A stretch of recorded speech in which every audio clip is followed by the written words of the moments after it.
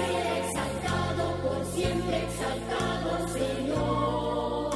Te alabaré. Sea exaltado, por siempre exaltado, y yo te adoraré. El texto para el mensaje de esta noche está en el libro de Josué, capítulo 2. Permítanme leer el primer y segundo versículo. Josué, hijo de Nun, envió desde Sitín 2 espías secretamente diciéndoles: andad, reconoced la tierra y a Jericó. Y ellos fueron y entraron en casa de una mujer que se llamaba Rahab y se escondieron allí. Comenzamos la primera o el primer tema de esta serie a la cual estoy denominando 4 mujeres comunes y un destino glorioso. Y una de las cosas que entendimos anoche es que no importa quién somos, no importa cómo hemos vivido en el pasado, no importa los episodios grotescos de nuestra historia, en el momento que nos arrepentimos, que caemos a los pies de Jesucristo, Él nos acepta como somos, Él nos lava, Él nos transforma, Él nos perdona. Grotesca que tu historia haya sido, tu nombre figure en el árbol genealógico de Él, la santidad, la propia santidad, el Señor Jesucristo. Tamar, una mujer con un pasado grotesco de mentira, de engaño, fue integrada en la familia de Dios. Y en el capítulo 1 de San Mateo encontramos a Tamar, una de las mujeres que figura en la genealogía de Jesucristo. La otra es esta mujer, Rahab. Mi mensaje esta noche tiene que ver con Rahab. Rahab era una prostituta que tenía un prostíbulo en su propia casa en la ciudad de Jericó. Allí vendía su cuerpo por un poco de dinero.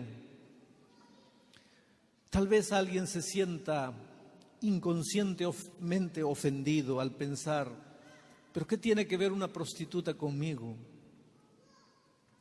Sucede, queridos, que esa mujer vendía su cuerpo por dinero, pero a veces nosotros vendemos nuestros ideales por dinero, nuestros valores por dinero. A veces vendemos la vida eterna por dinero. Un hombre hace poco me dijo: pastor, yo me entregaría definitivamente al Señor Jesús. Yo me bautizaría, pero si lo hago, voy a perder el empleo. Ahora dime si este hombre no está vendiendo su vida eterna por dinero, por un empleo. Porque en la Biblia tú encuentras promesas maravillosas de Dios que dicen así. Por ejemplo, David, el salmista, dice: ya he sido joven, ahora estoy viejo. Pero en toda mi vida nunca he visto un justo desamparado, ni sus hijos mendigando pan. Si tú eres fiel al Señor Jesucristo y al entender su palabra decides escuchar el llamado del Señor y le entregas tu vida, Él te ha prometido: nunca vas a pasar hambre, nunca vas a pasar necesidad, tus hijos no van a pasar hambre. Es la promesa divina.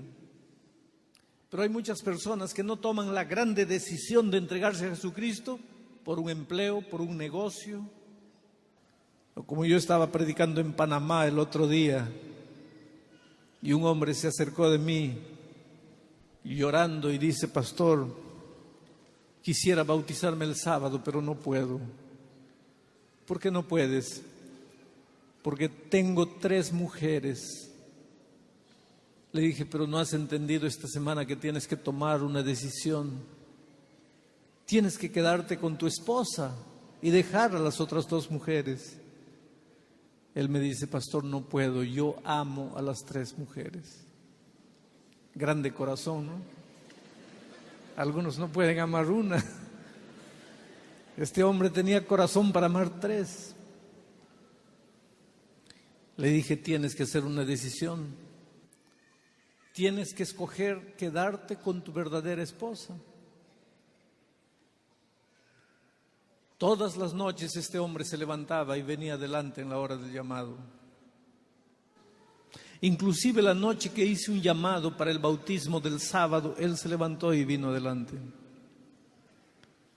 Pero el sábado tuvimos un bautismo grande en el Coliseo. Había unas 15,000 personas llenando el Coliseo y se bautizaban las personas una atrás de la otra.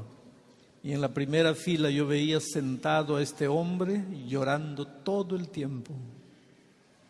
No había podido dejar las mujeres para entregarle la vida al Señor Jesucristo.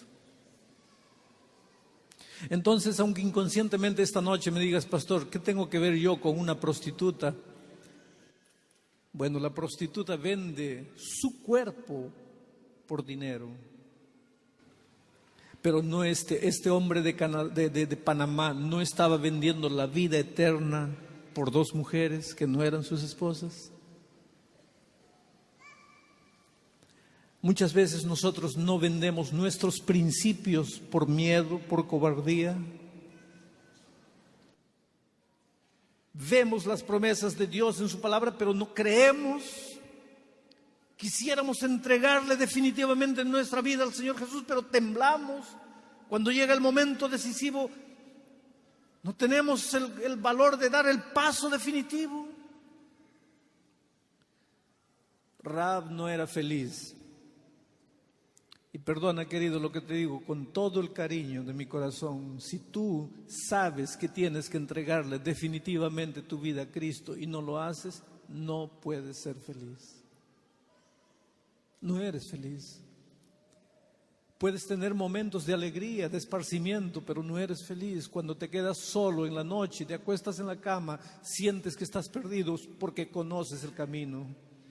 Escuchas la voz de Dios, sientes que Él te llama, pero no decides entregarle definitivamente tu corazón a Jesús. Sucede que el pueblo de Israel había llegado al límite de la tierra. Moisés ya había muerto, ahora el pueblo de Israel estaba siendo dirigido por Josué. Y entonces Josué, antes de invadir la tierra prometida, la tierra era de ellos. Dios les había prometido Jericó y toda la tierra de Canaán. Pero Josué escogió 2 hombres, 2 espías, y los mandó a inspeccionar la tierra. Y estos hombres entraron escondidos. Los cananeos, los filisteos en este caso, estaban armados hasta los dientes, preparados para resistir al pueblo de Israel. Habían escuchado cosas maravillosas, como Dios había abierto el mar rojo para que el pueblo de Israel pasase, como Dios le había sacado agua a la piedra para que Israel bebiese, como de noche cuando el frío atormentaba al pueblo, había una antorcha de llama ardiendo, como de día cuando el sol calentaba había una nube protegiéndolos, como cuando tenían hambre Dios les hacía caer del cielo maná. Los cananeos habían escuchado la manera maravillosa como Dios conducía a su pueblo, y aunque estaban armados hasta los dientes para defenderse, tenían miedo. Sabían que Israel ganaba las batallas no por causa de sus guerreros, no por causa de sus armas, no por causa de sus técnicas, sino porque tenían un Dios todopoderoso. Y querido, tú vas a vencer en la vida no por tu inteligencia, no por tu capacidad de ganar dinero, no por tu capacidad de hacer cosas, no por tus talentos. Si tú vences en la vida, va a ser porque tienes un Dios todopoderoso. Y el mundo va a saber de eso. Las personas van a temblar delante de ti porque conocerán a tu Dios. El otro día yo estaba saliendo de un hotel en el estado de Bahía, en la ciudad de El Salvador, en Brasil, en el norte. Y cuando salí, encontré en la puerta de mi hotel, de mi cuarto. Ustedes saben que la ciudad de Salvador, en el norte de Bahía, es la capital de la hechicería brasileña, la famosa macumba. Y en la puerta de mi cuarto había un sapo muerto, atravesado de agujas por todo lado, rodeado de sal y ceniza de cigarro. Un cuadro grotesco. Y llamé al portero abajo. Le dije, ¿podrían venir aquí para explicarme qué pasa aquí? Y él vino, miró, se asustó. Me dice, señor, disculpe, pero es que le han hecho un trabajo de macumba, un trabajo de hechicería. Usted debe tener algún enemigo, le han hecho un trabajo pesado de hechicería. Le dije, no me importa lo que me hicieron, lo que quiero es que limpien, quiero salir. Y él llamó a las mujeres que limpian. Y vinieron 3, 4 mujeres con escobas, palas. Y cuando llegaron y vieron, nadie se animaba a tocar.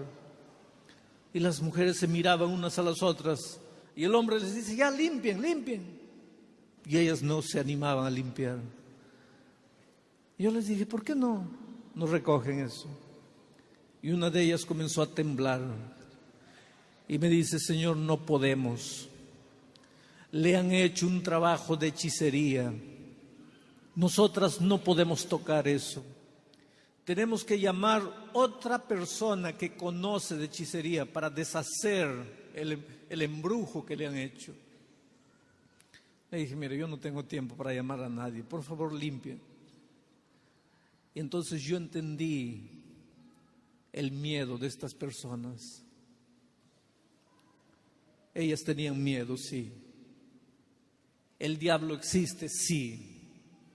¿El diablo tiene poder? Sí. No te atrevas a jugar con el diablo. No te atrevas a enfrentar al diablo si no tienes un Dios todopoderoso. Y estas mujeres no tenían a ese Dios. Tenían todo motivo para tener miedo. Y yo sería injusto exigiendo que ellas limpiasen eso.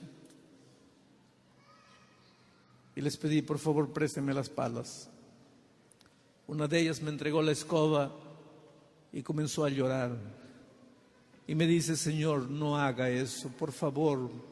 Si usted ama a su esposa, si usted ama a sus hijos, no haga eso, por favor. Usted no sabe el poder de ese trabajo. Por favor, no lo haga. Espere un poco, vamos a llamar a un entendido. Yo les dije, miren señoras, yo tengo un Dios todopoderoso. No es cualquier diablo que puede derrotar a alguien que confía en el Dios creador del cielo y de la tierra. Y limpié, recogí, eché toda la basura y ya pasaron años. Aquí estoy. Todo lo que sucedió es que perdí un poco de cabello. Hermanos, querido amigo, hermana, tú no tienes que tener miedo de nada cuando tienes al Señor Jesucristo como el comandante de tu vida. Tú no tienes que tener miedo de la pobreza, no tienes que tener miedo del pasado, no tienes que tener miedo de los enemigos, no tienes que tener miedo de la violencia, no tienes que tener miedo de nada. Porque tienes un Dios todopoderoso. No pienses que si vives bien es porque tienes recursos humanos, porque tienes inteligencia, porque sabes hacer negocios. No, si te va bien es porque ese Dios maravilloso en quien confías te ama y te bendice. El pueblo de Israel era victorioso porque tenía un comandante que no conoce derrota. Dios no conoce derrota. Y no me importa si en este momento has llegado aquí con tu hogar, con tu matrimonio, cayéndose a los pedazos. Recuerda que tú tienes un Dios que no conoce derrota. Entrégale tu matrimonio a Él. Él no conoce derrota. Con Él no hay fracaso. No importa si tus hijos, esos hijos que amas, se te están escapando, se están hundiendo, se están destruyendo. Entrégale tus hijos a Dios. Dios no conoce derrotas. Confía en Él, cree en Él. Él te devolverá los hijos. Él los sacará de la promiscuidad, de las drogas. Él los rescatará, Él los reconstruirá, Él los hará de nuevo. Porque Dios no conoce fracaso. Tú tienes el privilegio hoy día de decirle a ese Señor, a ese Dios todopoderoso, quiero ser tuyo. Y cuando lo hagas, no tienes por qué tener miedo más de nada. Y los filisteos sabían de eso. Y aunque estaban armados hasta los dientes, temblaban. Habían colocado centinelas por todos los lados, pero a pesar de eso, los 2 espías enviados por Josué consiguieron entrar. Solo que fueron descubiertos y no sabían a dónde entrar. Y corrieron y los soldados venían atrás y los espías no sabían a dónde esconderse. Y vieron el prostíbulo donde Rahab vendía su cuerpo y se metieron al prostíbulo. Y cuando Rahab los reconoció, eran israelitas, los escondió. Los hizo subir al terrado, había unos hilos ahí de lino, los escondió entre los hilos y ahí llegaron los soldados y el rey de los filisteos. Y le dijeron, Rahab, hay testigos que dicen que los 2 israelitas que vinieron a espiar la tierra para derrotarnos han entrado aquí. ¿Dónde están? Sácalos. Y ella tuvo que tomar una decisión en la vida. Amigo querido, desde que amanece hasta que anochece, nosotros tenemos que tomar decisiones en la vida. Cuando nos despertamos tenemos que tomar la decisión, ¿me levanto o no me levanto? ¿Me levanto o me quedo durmiendo 1 hora más? Hay que decidir. Decidimos levantarnos y ahora, ¿me baño o no me baño? ¿O solo me lavo el rostro? ¿Tomo desayuno o no tomo? ¿Con mantequilla o sin mantequilla? ¿Voy al trabajo o no voy? ¿Qué ropa me he visto? ¿El terno negro o el terno marrón? ¿El traje negro o marrón? Siempre estamos tomando decisiones. Muchas de esas decisiones son decisiones sin trascendencia. Por ejemplo, si yo debía vestir otra ropa hoy día y me equivoco, eso no va a afectar mucho mi vida. Pero en la vida hay 3 decisiones que no podemos fallar. Cuando decidimos con quién casarnos, porque de eso va a depender nuestra felicidad en esta tierra. Cuando decidimos qué ser en la vida, ingeniero, médico, arquitecto, panadero, no podemos equivocarnos. ¿Qué seré en la vida? Y la tercera decisión, ¿a qué Dios voy a servir? Cuando tengo que escoger un camino espiritual para mi vida, no puedo equivocarme. Y Rahab tuvo que tomar una decisión, tenía que tomar una decisión. O entregar a los espías que ella sabía en su corazón que pertenecían al pueblo de Dios, a quien le pertenecía la tierra. O entonces proteger a los espías, quedar del lado de los filisteos o quedarse del lado del pueblo de Dios. Y ella, una prostituta, criticada, condenada, juzgada, despreciada, rechazada, decidió quedarse con el pueblo de Dios y escondió a los espías y los desvió a los soldados por el lado del río. Y una vez que se dio cuenta que ya no habían más soldados, subió al terrado de la casa y sacó a los espías y les dijo, ya se fueron. Y yo los he mandado por ese lado, ahora ustedes salen y se van por ese lado para que no los encuentren los soldados. Pero entonces la mujer les dijo, miren, yo los he escondido porque yo sé que el Dios de ustedes es el Dios todopoderoso, creador del cielo y de la tierra. Yo he escuchado la manera como Dios ha protegido a Israel en el desierto, cómo les ha abierto el mar rojo, cómo ha hecho milagros. Yo sé que el ejército de Israel está llegando y aunque nosotros los filisteos nos armemos hasta los dientes, estamos perdidos. Esta tierra les pertenece a ustedes. Yo sé que Dios les ha dado esta tierra a ustedes. Yo sé que cuando ustedes lleguen aquí, el ejército de los filisteos no podrá resistirles. Yo sé que ustedes van a destruir todo lo que encuentren aquí. Pero he decidido entregarle mi vida al Dios Todopoderoso que ustedes tienen. Y por eso yo quiero que ustedes me prometan una cosa. Cuando llegue la destrucción a esta tierra, cuando Dios les diga, ya pueden entrar, la tierra es de ustedes, yo quiero que se acuerden de mí. Una pobre prostituta que no vale nada, una mujer despreciada, una mujer rechazada, pero que en mi desgracia creí en el Dios de ustedes. Acuérdense de mí cuando llegue la destrucción. Y los espías le dijeron, está bien, Rahab, te prometemos que cuando el ejército de Israel llegue, tu casa no será destruida. Pero para que el ejército de Israel sepa cuál es tu casa, tienes que hacer algo. Y le entregaron un cordón rojo color de sangre, rojo color de la misma sangre que los corderos derramaban en los sacrificios diarios, rojo del mismo color de la sangre de Jesucristo que un día se derramaría en la cruz del Calvario. Ese cordón rojo simbolizaba la gracia de Jesucristo. Ese cordón rojo simbolizaba el perdón del Señor Jesucristo.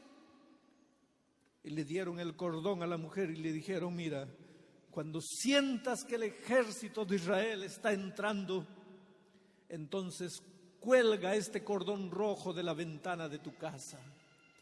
Y yo voy a avisar en Israel, nosotros vamos a avisar en Israel, que destruyan todo, menos la casa donde está el cordón rojo. Y efectivamente, unos días después, Dios le dio la orden a Israel, entren a Jericó. ¿Ustedes saben la historia de Jericó? No fue con las armas de Israel. El ejército del pueblo de Jericó dio 7 vueltas durante 7 días a los muros. Y un día, cuando tocaron trompetas, los muros se cayeron. Era el poder de Dios que dirigía a su pueblo. Tú me vas a decir hoy día, pastor, ¿cómo voy a creer que tocaron trompetas y los muros se cayeron? Es que así son las cosas con Dios, son increíbles. Hay un teólogo alemán llamado Robert Bultmann. Ese teólogo dice que si queremos evangelizar a los cultos europeos, alemanes, holandeses, húngaros, hay que sacar de la Biblia todo lo que parece mito, todo lo que parece cuento. Ese negocio de que Dios abrió el mar rojo, que Dios le mandó a Elías comida con un cuervo, que Israel tocó trompetas y los muros se caían. Esas son historias para niños. ¿Cómo la gente alemana, culta, europea, inteligente, universitaria va a creer en esas historias? ¿Cómo vamos a ganar a los europeos para Cristo contándoles esas historias? Historias para tontos. Entonces este teólogo dice, si queremos conquistar a esa gente, hay que sacarle a la Biblia todo lo que parece mito. Que Robert Bultmann me perdone, pero seguramente que nunca tuvo hambre, seguramente que nunca tuvo un cáncer, seguramente que el hogar nunca se le estuvo destruyendo. Pero tú, querido, sabes que hay momentos en la vida, tu raciocinio, tu razón te puede decir, Dios no existe, Dios no pasa de una idea. yo voy a resolver mi problema solo, es con trabajo y es con esfuerzo, pero por más que trabajas y por más que esfuerzas y por más que buscas dinero y por más que buscas tecnología, llega un momento en que no puedes salvar tu matrimonio, no puedes salvar a tus hijos. Un cáncer maldito está comiendo tu vida y no tienes esperanza. La ciencia te dice, no hay remedio para ti. Ahí solo te resta que Dios haga un milagro, que abra el mar rojo, que de repente desaparezca el cáncer de tu cuerpo, que tu hijo que está hundido en el mundo de las drogas de repente sea curado por un milagro. Solo Dios lo puede hacer. Pero a veces los hombres tenemos que llegar al punto en la vida en que no tenemos más para dónde correr. Y el pueblo de Israel entró, cuando los muros cayeron, entró el ejército de Israel. Y comenzaron a destruir todas las casas y a colocar fuego. Pero tenían una orden: la casa donde hay un cordón rojo no puede ser tocada. Cuando faltaba una semana para Israel entrar, cuando Israel comenzó a dar vuelta a los muros de Jericó, Rahab sabía que la destrucción venía. Entonces la prostituta salió de su prostíbulo y fue a la casa de sus padres y tocó la puerta. Y el papá abrió y vio a su hija prostituta y cerró la puerta. Y le dijo: ¿qué quieres aquí? Tú un día dejaste mi casa, echaste mi nombre a la basura, vives como una mujer cualquiera. ¿Qué quieres tú en mi casa? Y yo imagino a Rahab diciéndole: papá, la destrucción está llegando. ¿Has escuchado las trompetas? El pueblo de Dios, del Dios verdadero, está llegando. Esta tierra le pertenece. Papá, yo he venido porque la única casa que no va a ser tocada es mi casa. Por favor, ven a mi casa. Y yo imagino al padre diciendo: ¿tú me vas a decir que la salvación está en un prostíbulo? ¿Tú me vas a decir que la salvación está en tu casa, en esa casa de prostitución? Hermano, el lugar más pecaminoso se vuelve un templo de santidad cuando Jesús está presente. El lugar más horrible de pecado se vuelve un lugar santo cuando el Espíritu de Dios trabaja. El otro día encontré un hombre, está de vuelta a la iglesia después de muchos años lejos de la iglesia. Y él me decía: pastor, usted no sabe en qué momento Dios me agarró, cómo Dios me agarró. Era un viernes de noche. Yo estaba en un motel con una mujer que no era mi mujer, no era mi esposa. Allí, en ese lugar inmundo de pecado, miré para un espejo que estaba en la pared. Una esquina del espejo estaba medio desgastada y el desgaste de la esquina del espejo diseñaba la forma del rostro de Jesús. Y cuando miré, vi el rostro de Jesús. Sentí como Jesús me miraba y me decía: hijo, tú no sabes cuánto te amo. Y me pareció ver el rostro de Jesús llorando. Y pastor, fue ahí, en ese prostíbulo, que yo me arrodillé y comencé a llorar como un niño y a gritar llorando. Y la mujer que estaba a mi lado me dijo: ¿qué te pasa? Y fue allí que yo le dije al Señor: Señor, basta. Acabó mi vida de pecado.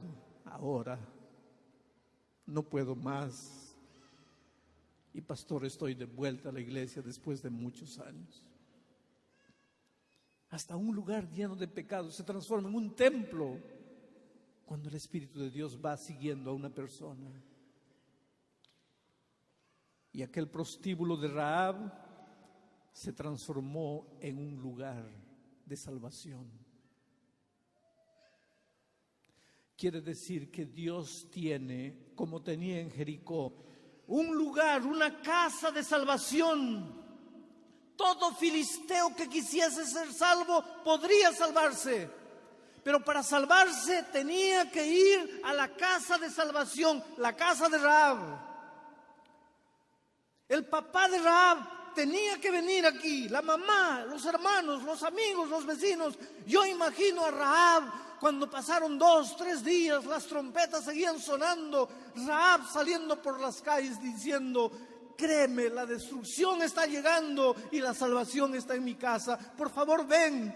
Y yo encuentro mucha gente, tal vez, imagino mucha gente diciendo: ¿qué tú crees que la salvación va a estar ahí?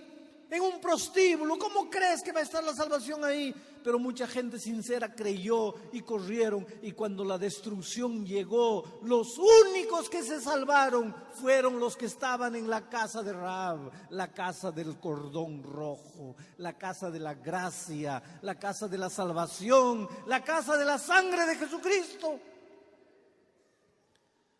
Dios tiene una iglesia en esta tierra. Amigo querido, la destrucción está llegando. Jesús está volviendo.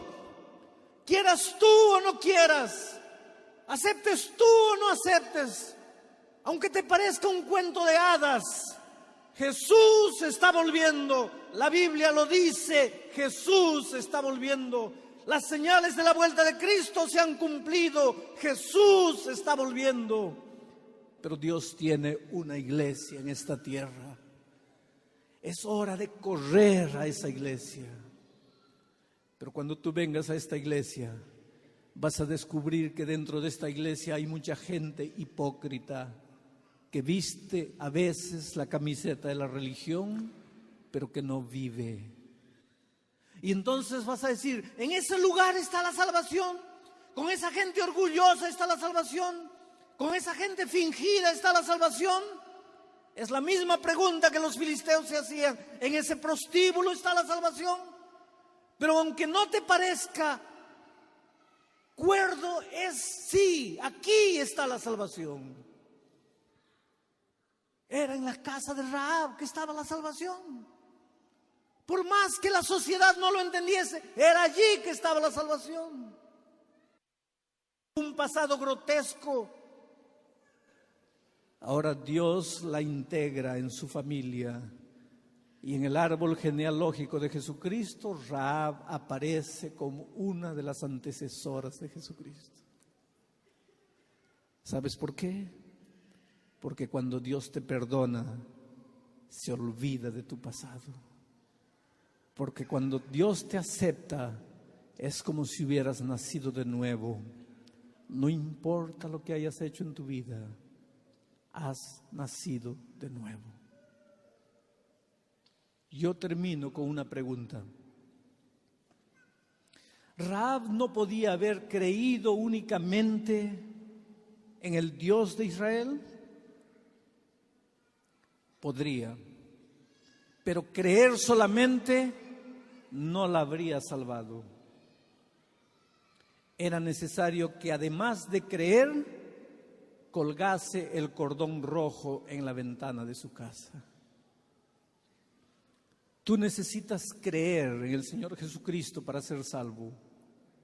Pero Marcos 16:16 dice: el que creyere y fuere bautizado, ese será salvo. Hoy día el cordón rojo que tienes que colgar en tu vida no es más un cordón literal.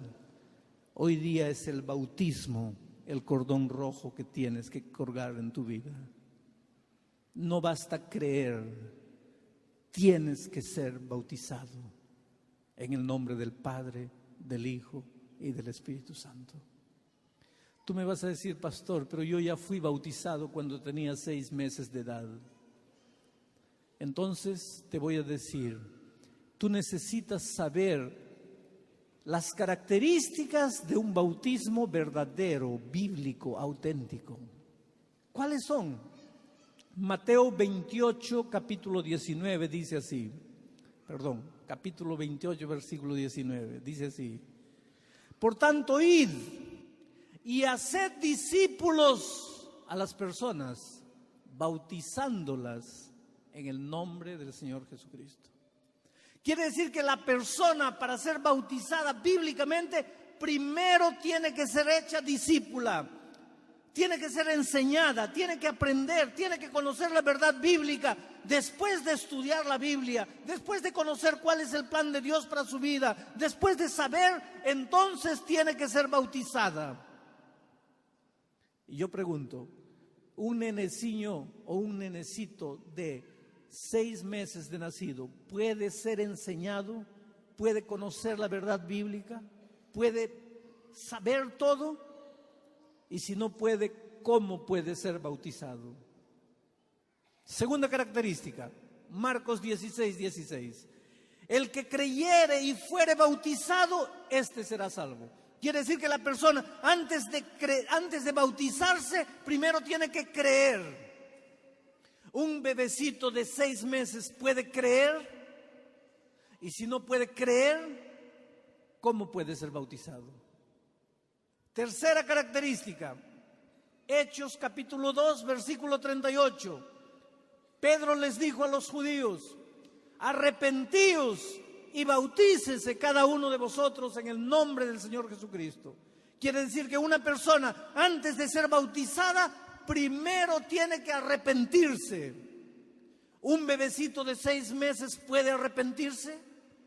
Y si no puede arrepentirse, ¿cómo puede ser bautizado? Cuarta característica, Romanos 6, del 3 al 6, dice que así como Jesús fue enterrado y después resucitado, en el bautismo tenemos que ser sumergidos en el agua y nacer para nueva agua. Quiere decir que si te echaron un poquito de agua en la cabeza, no has sido sumergido como Jesús y resucitado para nueva vida. Y ahora yo voy a responder una pregunta que muchos están haciendo. Pastor, ¿y si el bautismo con que yo fui bautizado no tuvo esas características, qué pasa con mi bautismo? Y yo te voy a responder con una ilustración. Vamos a decir que yo tengo un billete de $100. Y hay muchos billetes falsos de $100. Yo estoy guardando en mi bolsillo mi billete de $100 y un día voy a una reunión y alguien comienza a enseñar y dice así: yo les voy a enseñar cuáles son las características de un billete verdadero. Primera característica, el papel es áspero. Y yo agarro mi billete escondidito y paso la mano. No es áspero, es liso. Y me comienzo a asustar. Ahí el profesor dice, segunda característica, agarra el papel, el billete y frota en un papel blanco. Si la tinta sale, es verdadero. Si la tinta no sale, es falso. Y yo agarro mi billete escondido y paso en un papel blanco y la tinta no sale. Y me comienzo a asustar más. Y el profesor va dando las características de un billete verdadero. Y yo voy probando todo. Y descubro que mi billete no tiene las características de un billete verdadero. Ahora yo pregunto, ¿cuánto vale el billete que yo tengo en el bolsillo? Mientras yo pensaba que era verdadero, valía. Pero cuando yo lo confronto con las características de un billete verdadero y no tiene, entonces mi billete no tiene más valor. Pastor, ¿y qué debo hacer entonces? Debes ser bautizado en el bautismo bíblico. Debes colgar de tu ventana el cordón rojo de la gracia maravillosa de Cristo. Pero tú me puedes preguntar esta noche, pero pastor, yo ya fui bautizado por inmersión, yo ya fui sumergido en el agua, pero todavía no conocía todas las verdades de la Biblia. ¿Qué debo hacer entonces? Te voy a leer un pasaje de la Biblia en Hechos capítulo 19. Aconteció que mientras Apolo estaba en Corinto, Pablo, después de recorrer las regiones superiores, vino a Efeso y hallando a ciertos discípulos les dijo: ¿recibisteis el Espíritu Santo cuando creísteis? Y ellos le dijeron: ni siquiera hemos escuchado hablar que hay Espíritu Santo. Entonces Pablo les dijo: ¿en qué pues fuisteis bautizado? Ellos dijeron: en el bautismo de Juan. Dijo Pablo: Juan bautizó con espíritu de arrepentimiento, diciendo al pueblo que creyese en aquel que vendría después de él, esto es, en Jesucristo. Cuando oyeron esto, esos discípulos fueron bautizados nuevamente en el nombre del Señor Jesucristo. ¿Qué es lo que está diciendo aquí? Que cuando Pablo llegó a un lugar, encontró gente que ya había sido bautizada por inmersión. Pero cuando había sido bautizada por inmersión, todavía no conocía toda la verdad bíblica. Ahora, cuando Pablo les enseñó toda la verdad bíblica, ellos fueron nuevamente bautizados en el nombre del Señor Jesucristo. El bautismo no salva, porque quien salva es el Señor Jesucristo. Pero cuando has sido salvo por el Señor Jesucristo, naturalmente vas a querer ser bautizado. Porque el bautismo es como el matrimonio.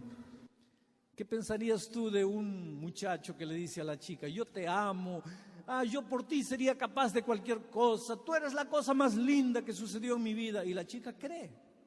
Y lo mira al muchacho y le dice: entonces vamos a casarnos. Ahí él da un salto atrás: no, matrimonio no, yo te amo, pero matrimonio no. ¿Qué tipo de amor es ese? Yo te amo, pero matrimonio no.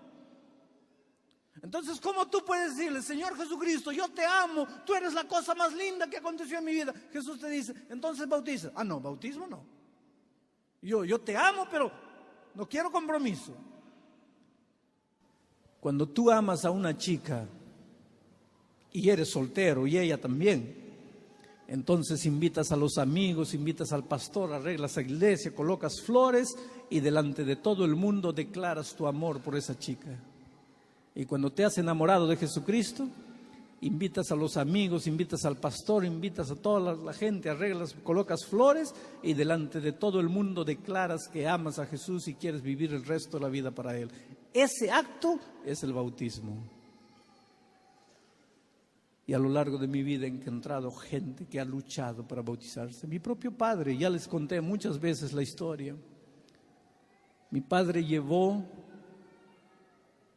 34 años para rendirse a Jesucristo, luchando toda su vida. Y se entregó a Jesucristo faltando 2 meses para morir, porque un cáncer terrible estaba devorando su vida. Y yo tuve la alegría de bautizar a mi propio padre. Pero ayer yo llegué de Brasil, estaba en la fila de la inmigración, cuando apareció un señor, me dice: usted es el pastor Bullón, y me sacó de la fila y me hizo pasar. Y era un militar jubilado, trabajando como seguridad en el banco, en el Citibank aquí en Montevideo. Y con ojos emocionados me decía: pastor, yo era enemigo de la iglesia. Yo hice sufrir a mi esposa. Yo perseguía, yo no quería ver pastores en mi frente. Yo odiaba, despreciaba todo. Pero un día el Espíritu de Dios me agarró y yo no pude escaparme y me rendí. Mi pobre esposa oraba y un día el Espíritu atendió a mi esposa, tocó mi corazón y me derrumbó.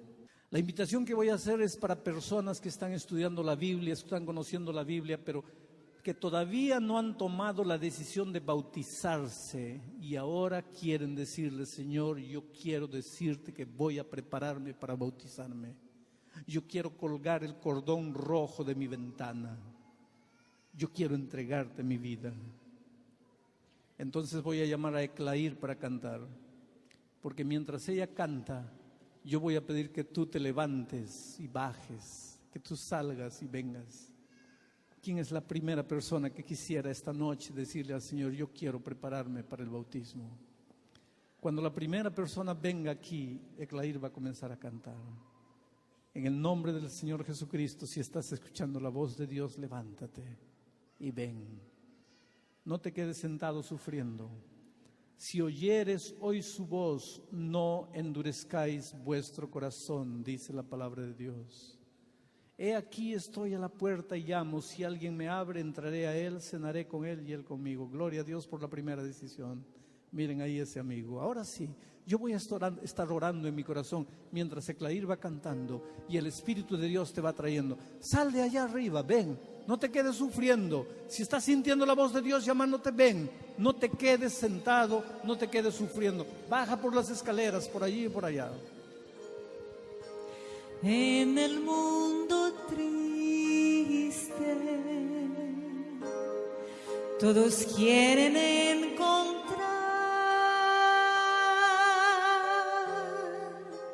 paz y esperanza, quieren oír, quieren ver y creer, mas solamente hay una voz, solo un hombre fiel, único camino que no cambiará, no caerá jamás. Todos deben saber que hay un Dios eterno, su amor es real. Cuando el mundo clama, Él nos da certeza que su grande amor no fallará.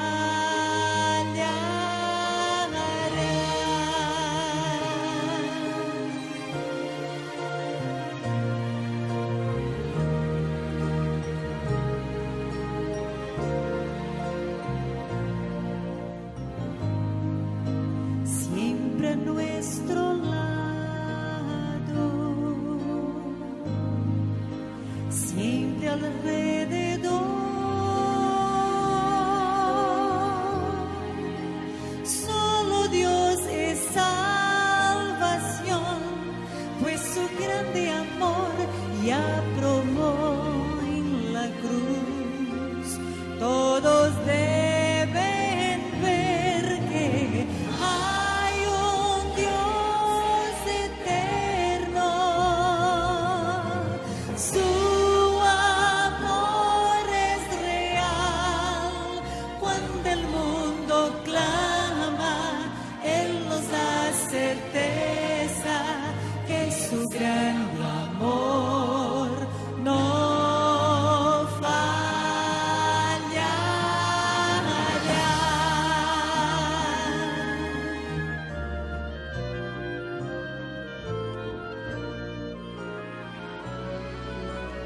hay un Dios eterno, su amor es real.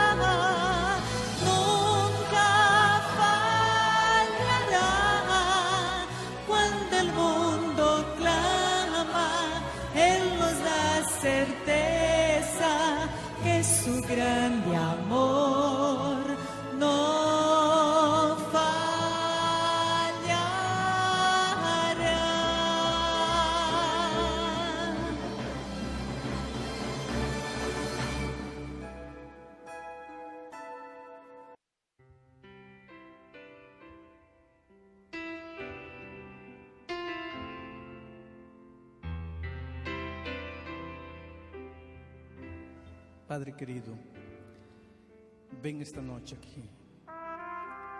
Ven aquí bien cerca, Padre. Mira a cada una de estas personas que están aquí. ¿Las estás viendo? Tú las conoces bien desde el día que nacieron hasta aquí. Tú conoces la historia de la vida de estas personas. Tú sabes cómo te buscaron en la vida y cómo finalmente tú los encontraste esta noche. Han abierto su corazón a ti. Por lo tanto, en este momento toca estas vidas y con ese toque transforma esas vidas y perdónales y limpia su pasado y reconstrúyelos de nuevo y ábreles las ventanas de los cielos y derrama bendiciones para ellos en todos los aspectos de la vida. El enemigo nunca más tendrá poder sobre estas vidas porque hoy día te han entregado su corazón. Tú los bendecirás.